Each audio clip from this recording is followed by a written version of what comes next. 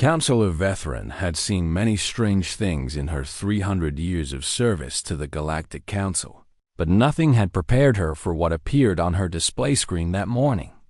The signal came from Sol 3, a planet that every species in the galaxy knew by a different name, but all agreed on one thing about.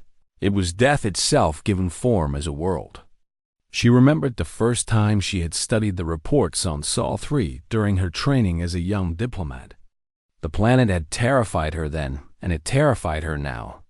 The world possessed gravity so crushing that it would flatten a Scythe in seconds. An atmosphere filled with oxygen that burned and corroded everything it touched. And temperatures that swung wildly from frozen wastelands to boiling deserts. Water covered most of the planet's surface, and not frozen water or steam, but liquid water that moved and crashed and pulled creatures down into dark depths where pressure would crush bone and flesh alike. The magnetic field that wrapped around the world did little to stop the deadly radiation that poured from its yellow star. And the ground itself would shake and split open without warning, releasing fire and poison from deep below. "This must be a mistake," Veteran said to her assistant, a young Torvan named Kelix, who stood trembling beside her console. "I have checked the data 17 times, Kelix replied, his scales flickering with nervous colors, "and there is no mistake. The signal is real, and it is organized, and it is coming from Sol 3. Veteran pressed her long fingers against her face and tried to think clearly. For thousands of years, the Galactic Council had monitored Sol 3 from a safe distance, watching the chaos unfold on that nightmare world. They had observed massive reptiles rise to dominance, only to be wiped out by a rock falling from the sky. They had watched ice spread across the continents and then retreat again. They had seen volcanoes erupt and seas rise and fall and storms rage across the surface with winds that would tear a starship apart. And through it, all they had watched the small furry creatures that survived the extinction of the great reptiles. These creatures had seemed unremarkable at first, neither the fastest nor the strongest, nor the most deadly predators on their world. But they had something else, something the Council observers could not quite understand. They worked together in ways that other creatures did not. When the ice came, they built shelters and made fire, and when predators hunted them, they hunted the predators right back. They spread across their deadly world like a disease, adapting to every environment from frozen tundra to burning desert to dense jungle filled with venomous creatures. They were supposed to die out, Veteran whispered, and Kelix nodded his agreement. Every projection the Council had ever made about Sol 3 ended the same way. The hostile conditions would eventually destroy any intelligent life that evolved there. The oxygen alone should have made complex thought impossible, and the radiation should have corrupted their genetic material beyond repair. The predators and diseases and natural disasters should have wiped them out 1,000 times over. But the signals kept coming, growing stronger and more complex with each passing year. First came simple radio waves carrying sounds and images that made no sense to alien minds. The creatures of Sol 3 were communicating with each other across vast distances, sharing information at speeds that seemed impossible for such primitive beings.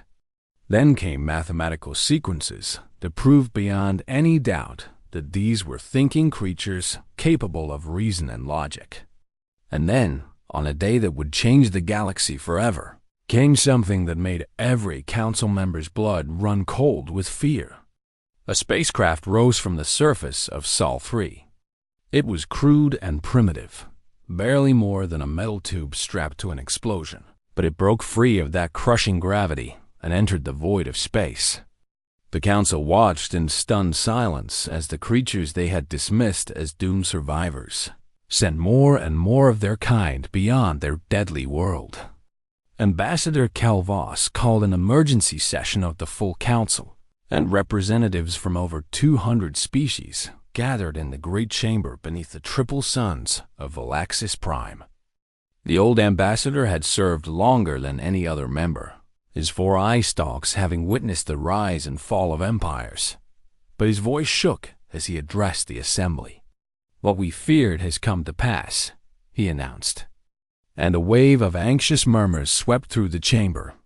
"The inhabitants of Sol 3 have achieved spaceflight, and our long-range sensors indicate they are building vessels capable of interstellar travel." "This is impossible," shouted Councillor Dreth of the Creth Dominion, slamming his armored fist against his podium. "No species can survive a Category 9 death world long enough to develop such technology." "And yet they have," Calvas replied, his voice heavy with exhaustion and something that might have been wonder. "The humans, as they call themselves, have not only survived their world but conquered it." The chamber erupted into chaos as representatives screamed and argued and demanded answers that no one could provide. Some called for immediate military action to contain the threat, while others begged for calm and patience.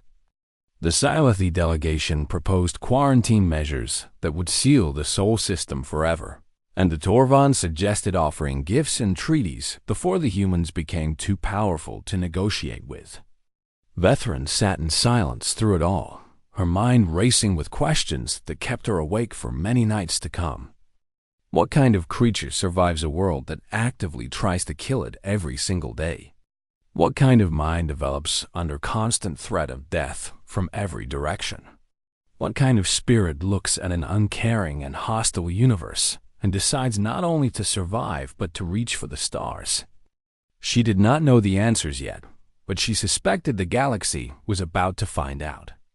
As the council session finally ended, and the representatives filed out in small frightened groups, Ambassador Calvas remained at his podium with his ancient eyes fixed on the holographic image of Sol 3 rotating slowly above the chamber floor. "They did not just survive," he said to no one in particular, his voice barely above a whisper. "They fought their world every step of the way, and they won. Now they are coming out into a galaxy that is not ready for them." He turned off the display and made his way slowly toward the exit, but he paused at the door and looked back one final time. "Heaven help us all," he muttered. "The Deathworlders are coming." And somewhere across the vast emptiness of space, aboard a ship called the Endeavor, Captain Elena Vasquez checked her navigation systems and smiled at the stars that waited for her. The humans were indeed coming, and nothing in the galaxy would ever be the same again. The Endeavor drifted into the Velen system, trailing a cloud of debris and venting precious atmosphere from a dozen hull breaches. And the Galactic peacekeeping fleet surrounded it within minutes with weapons armed and shields raised. Fleet Commander Yorth watched the damaged vessel on his tactical display and felt his stomach turn with unease. The ship had clearly suffered a collision with micrometeorites, impacts that would have killed the crew of any civilized species instantly. The hull was torn in multiple places, and radiation was leaking from the engine compartment, and life support systems were failing one by one. "Prepare recovery drones," Yorth ordered his crew. "We will need to collect the bodies for study."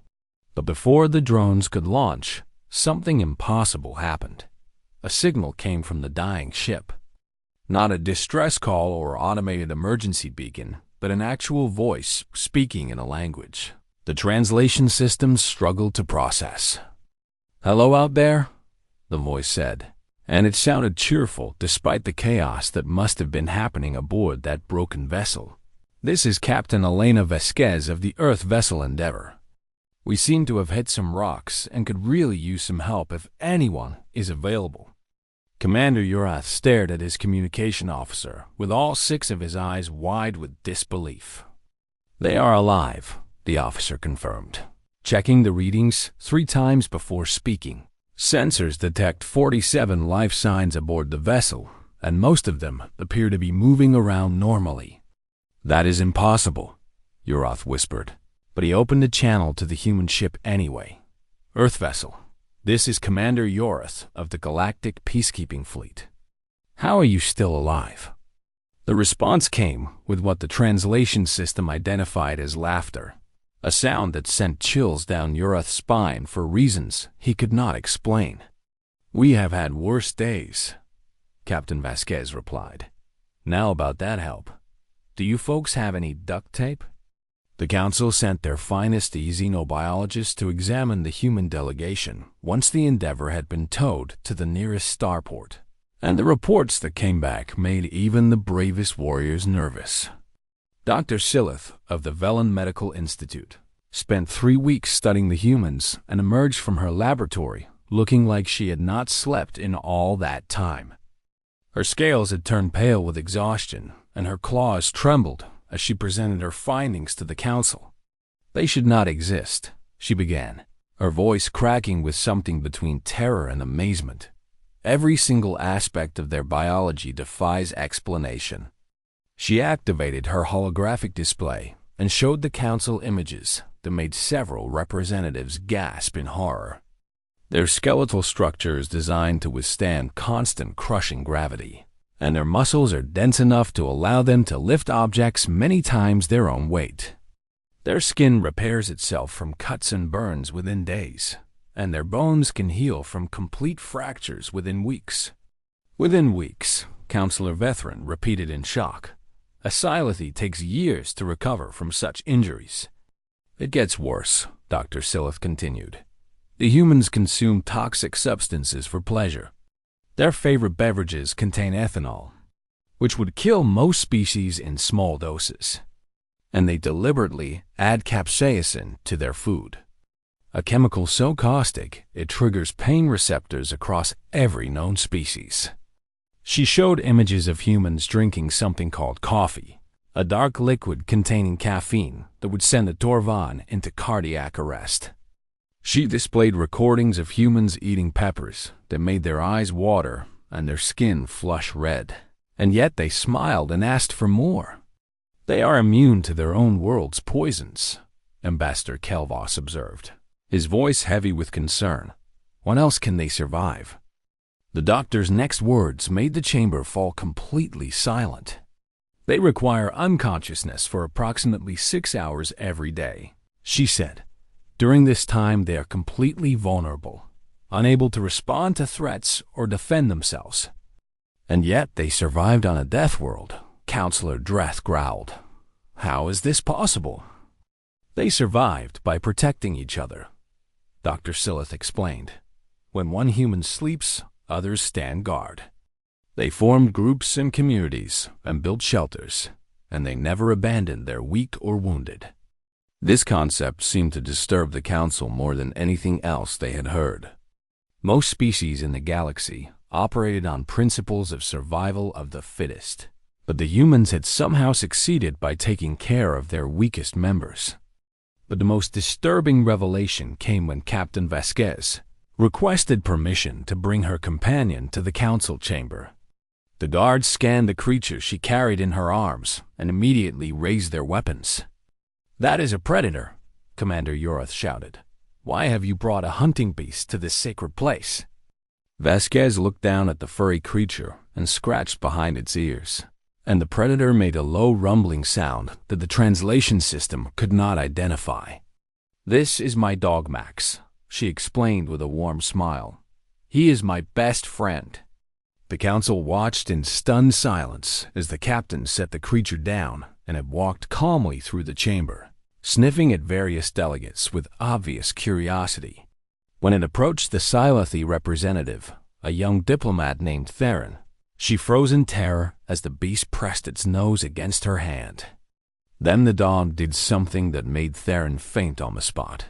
It licked her face with its long pink tongue in a gesture that humans apparently considered affection.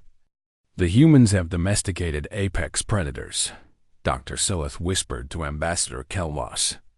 "They took wolves, pack-hunting carnivores that once competed with them for food, and turned them into loyal companions through nothing but patience and kindness." Kelvos watched Captain Vasquez comfort the unconscious Theron while the dog sat beside them, both with its tail wagging happily, and he felt something shift in his understanding of the universe. They do not conquer through strength alone, he realized. They conquer through connection. They make friends of enemies and family of strangers. He looked at the human captain and saw her checking Theron's vital signs with genuine concern in her eyes. This woman from a Deathworld, who had survived a catastrophic ship collision and walked into an assembly of alien species with nothing but a smile and her pet predator. What are we supposed to do with creatures like this? He asked no one in particular. Captain Vasquez looked up and met his eyes, and her smile grew even wider. You could start by showing us where to get something to eat, she suggested. Preferably something spicy. Max and I have worked up quite an appetite. And with that simple request, the future of the galaxy began to change in ways no one could have predicted. News of humanity spread across the galaxy like fire through dry grass, and every species reacted in their own way to the arrival of the Deathworlders. The Sci-Fi Collective demanded immediate quarantine measures, insisting that the humans be confined to their home system before they could spread their dangerous influence any further. The Torvan Confederacy took a more cautious approach, sending diplomatic missions to Earth to study the humans in their natural environment. The Kreth Dominion saw something entirely different in these strange new creatures. Opportunity. Within months of first contact, human mercenaries began appearing on battlefields across the galaxy, hired by the Kreth to fight in conflicts where their own soldiers would perish from environmental hazards alone. These human warriors walked through toxic atmospheres that would dissolve Kreth armor, shrugged off injuries that would kill a Torvan in seconds, and kept fighting long after any reasonable species would have retreated. General Krethfer watched a recording of a single human soldier, holding a defensive position against 50 enemy combatants, taking wound after wound but refusing to fall. And he felt something he had never experienced before, fear mixed with admiration. Pay them whatever they ask, he ordered his procurement officers, and treat them well. We want these creatures as allies, not enemies. Back on Valaxis Prime, the Galactic Council debated endlessly about what to do with humanity. Ambassador Calvas argued for full integration, pointing out that the humans had shown nothing but goodwill since their arrival. Council of Vethrin pushed back with growing desperation, warning that the galaxy did not truly understand what it was welcoming into its midst. You have read the same reports I have, she said during one heated session. These creatures evolved on a world that tried to kill them every single day of their existence. Their history is filled with violence and war on scales we can barely imagine.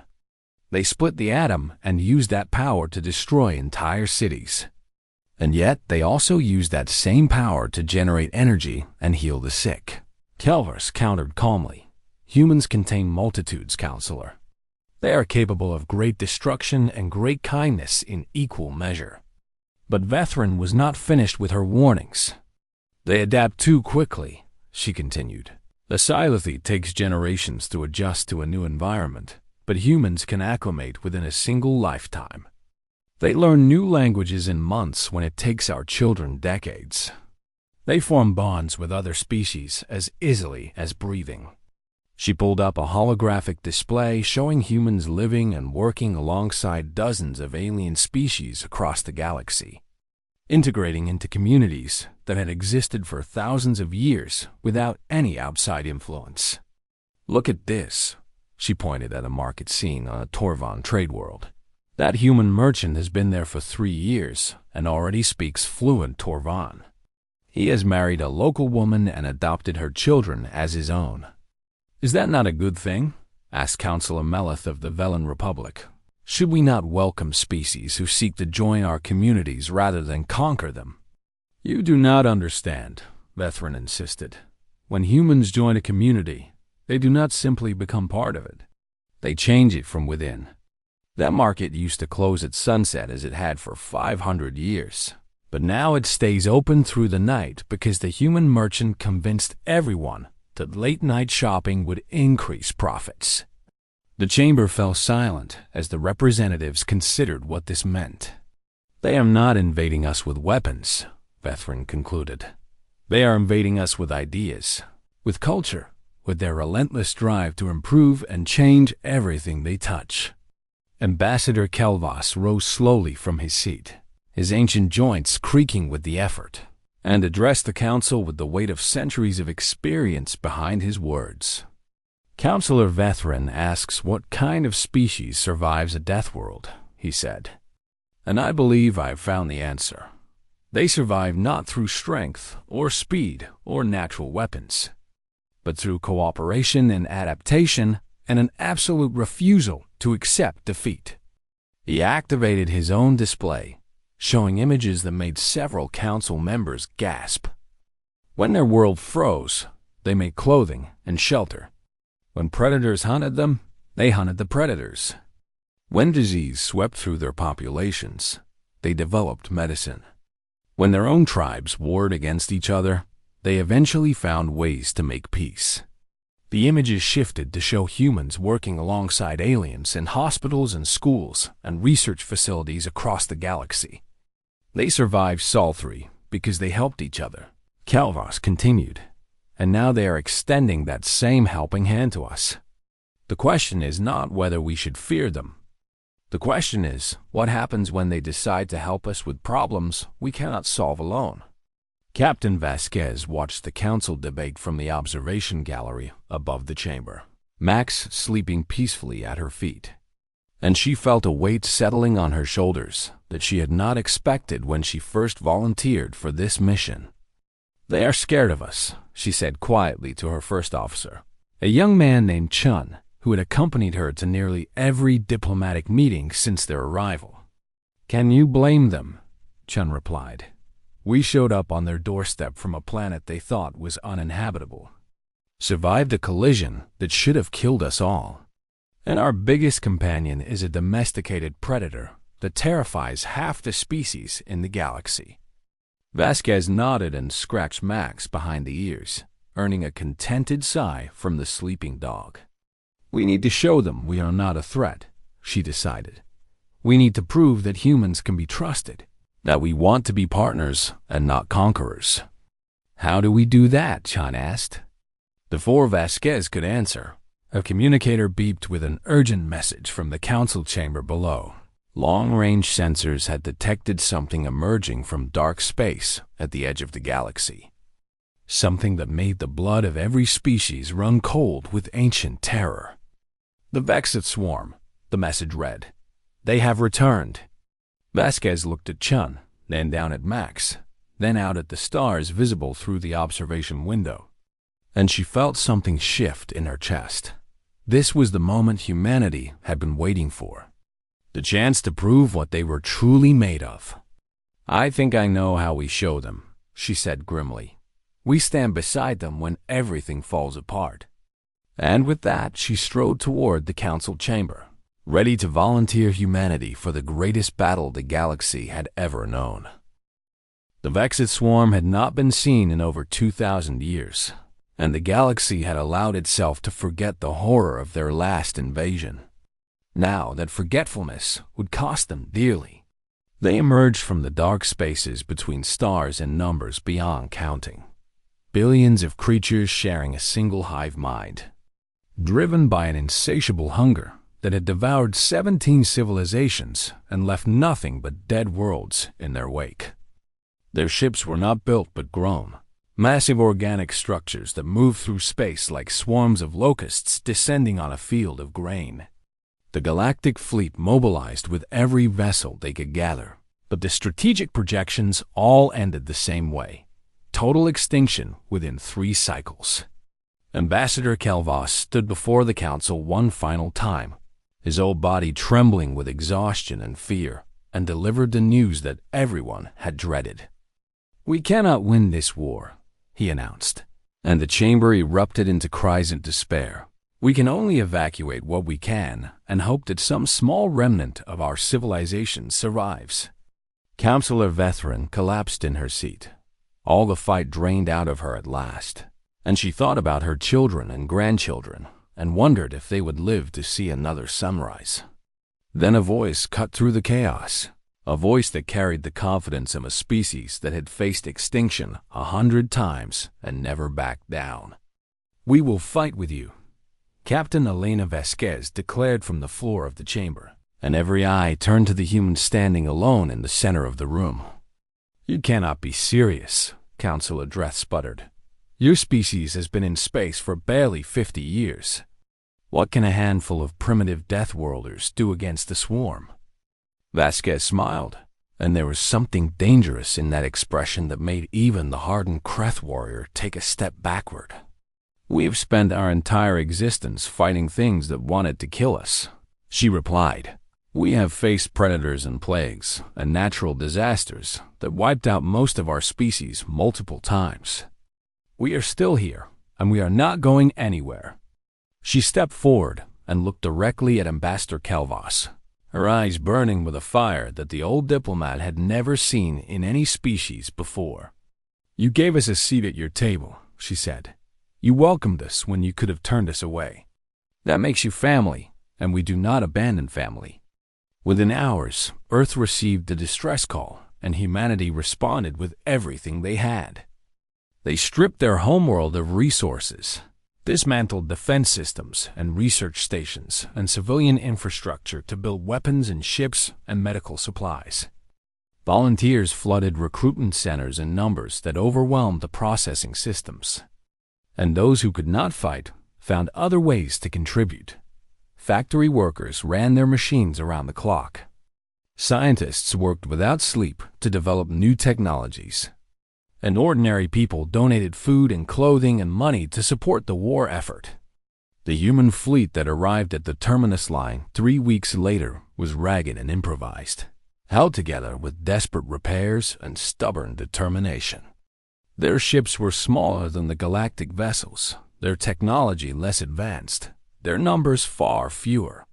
But they came anyway, and they came ready to fight. The Battle of the Terminus Line began on what the humans called a Monday morning, and it would rage for 19 days without pause. Commander Yarath watched from his flagship as the human vessels charged directly into the heart of the swarm, their weapons blazing with a fury that made his tactical officers gasp in disbelief. The humans had developed armaments the galaxy had never conceived. Kinetic impactors that punched through hive ship armor like needles through cloth. Nuclear devices that vaporized entire Vexith formations. Chemical weapons so corrosive they dissolved the creature's organic shells in seconds. "They are insane," Urath whispered as he watched a human fighter wing dive into a gap in the swarm defenses. "They are flying directly into certain death." But the humans did not die, or at least not as quickly as anyone expected.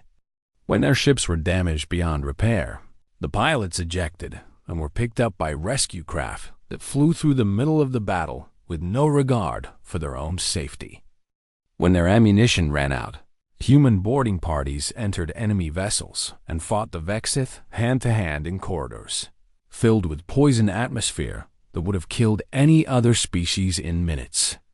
Captain Vasquez led from the front. Her ship, the Endeavor, patched and repaired after its earlier collision, and she refused to retreat even when her crew begged her to fall back. "We hold this line," she broadcast to every human vessel in the fleet. "We hold it, or we die trying. There is no other option." And hold they did, day after day after day. On the 8th day of battle, a Tarvon cruiser took critical damage and began drifting toward the swarm lines. Human marines boarded the stricken vessel through a hull breach, fighting off Vexith raiders while they evacuated the surviving crew. On the 12th day, a Scilethi hospital ship was surrounded by enemy fighters. Human pilots formed a protective ring around it and held position for 6 hours until reinforcements arrived, losing half their number in the process. On the 15th day, the Endeavor itself was boarded by Vexith warriors, and Captain Vasquez picked up a metal pipe and fought them in the corridors of her own ship alongside her crew, refusing to let the enemy take a single inch. The other species watched in stunned amazement as humans performed feat after feat of impossible bravery, sacrificing themselves without hesitation to save allies they had known for only a few months. When galactic soldiers broke and fled, humans held the line. When commanders gave orders to retreat, human captains volunteered to cover the withdrawal. And on the 19th day, something happened that had never occurred in the recorded history of the Vexit swarm. They retreated. The hive mind that had devoured 17 civilizations looked at the ragged line of human ships still fighting despite losses that would have broken any other species. And for the first time in 2,000 years, it felt something it had never experienced before: fear. The swarm pulled back into dark space, leaving behind millions of their dead and a galaxy that could not quite believe what had just happened. Commander Yorath stared at his tactical display, watching the enemy signatures fade into the darkness, and he realized that he was crying. "They did it," he whispered. "The Deathworlders actually did it." And across the battered remains of the human fleet, survivors embraced and wept and laughed and wondered how they had possibly survived.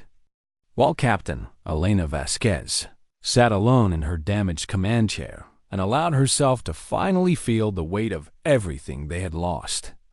The battle was won, but the cost had been beyond measure. The council chamber had never been so full, and it had never been so quiet. Representatives from over 300 species packed every available space, standing in the aisles and crowding the observation galleries, all of them waiting for the same thing: the arrival of the human delegation. Ambassador Kelvos sat in his usual seat, but he felt like a different person than the one who had warned the galaxy about the Deathworlders just 2 years ago. The war had changed him, as it had changed everyone who survived it. The great doors opened, and Captain Elena Vasquez limped into the chamber at the head of a small group of human survivors. She wore her dress uniform, but it could not hide the bandages that covered her arms or the scars that marked her face. Her right leg was supported by a medical brace, and she walked with a cane that she clearly hated using. Behind her came the remnants of the human fleet command, officers and pilots and marines who had fought for 19 days without rest, who had watched friends die and kept fighting anyway. They were battered and broken and exhausted, but they walked with their heads held high. The chamber rose as one, every species standing in silence as the humans made their way to the central podium. And Vasquez felt tears prick at her eyes as she realized what was happening. They were showing respect. She reached the podium and looked out at the assembly, at the hundreds of alien faces watching her with expressions she was only beginning to learn how to read. And she took a deep breath before speaking. "You called our world a death world," she began, her voice carrying clearly through the silent chamber, "and you were not wrong." She paused to let the translation systems catch up, then continued. "Earth tried to kill us every day since the first life crawled out of the ocean 4 billion years ago. Predators hunted us, diseases ravaged our populations, ice ages froze our ancestors, and asteroid impacts nearly wiped us out more than once. We survived earthquakes and volcanic eruptions and floods and droughts and 1,000 other disasters that should have ended our species." She gripped the edge of the podium with her scarred hands and leaned forward. "But we did not survive because we were the strongest or the fastest or the most deadly. We survived because we refused to give up, because we looked out for each other, because we understood that together we were more than the sum of our parts." The chamber remained silent, hanging on every word. "When we came to the stars, some of you welcomed us and some of you feared us, and I understand both reactions. We are strange creatures by your standards, evolved in conditions that should have killed us 1,000 times over. We poison for pleasure and befriend predators and require hours of unconsciousness every day." A few nervous chuckles rippled through the chamber at that. "But we are also creatures who will fight to the death for the people we care about," Vasquez continued, her voice growing stronger. "And when you gave us a seat at your table, When you welcomed us into your communities, despite your fears, you became people we care about." She straightened up and looked directly at Ambassador Kelvos, who met her gaze with tears streaming down his wrinkled face. "You wondered what kind of species survives a death world," she said. "Now you know. We are the species that survives everything, and we take our friends with us." The silence stretched for a long moment, and then Ambassador Kelvos rose from his seat and walked slowly toward the podium, his ancient body moving with effort, but his eyes shining with an emotion that transcended species. He reached Vasquez and extended his grasping appendage in the human gesture he had learned months ago, and his voice shook as he spoke. "Then let us be friends," he said. "Let us be family." Elena Vasquez took his hand and shook it firmly, and the chamber erupted into applause that seemed to shake the very walls. In the weeks that followed, the galaxy began to rebuild, and this time they did it together. Human engineers worked alongside Silathi architects to design new defense systems. Human doctors shared medical knowledge with Torvan researchers. Human teachers established schools where children of all species learned side by side, and human diplomats helped mediate disputes that had festered for centuries. The changes were not always easy and not always welcome. There were those in every species who resisted integration, who clung to old fears and old hatreds. But slowly, one relationship at a time, the walls between worlds began to crumble. Councilor Veteran, who had once warned so loudly about the dangers of humanity, became one of their strongest advocates. She visited Earth and walked through human cities and ate human food and learned that the creatures she had feared were not so different from her own people after all. "They feel the same things we feel," she told the council upon her return. "They love and grieve and hope and dream just like we do. They simply express it differently." General Krethfer disbanded his mercenary programs and instead proposed joint military training between human and Kreth forces. The warriors who had once hired humans to fight their battles now learned to fight alongside them as equals.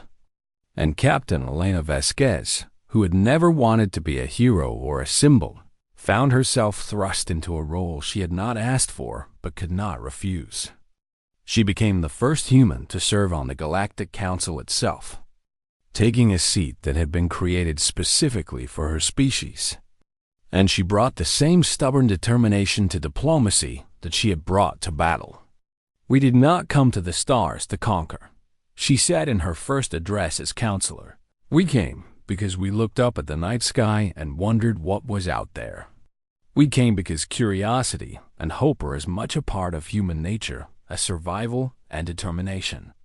She looked around the chamber at the faces of friends she had made and allies she had earned, and she smiled.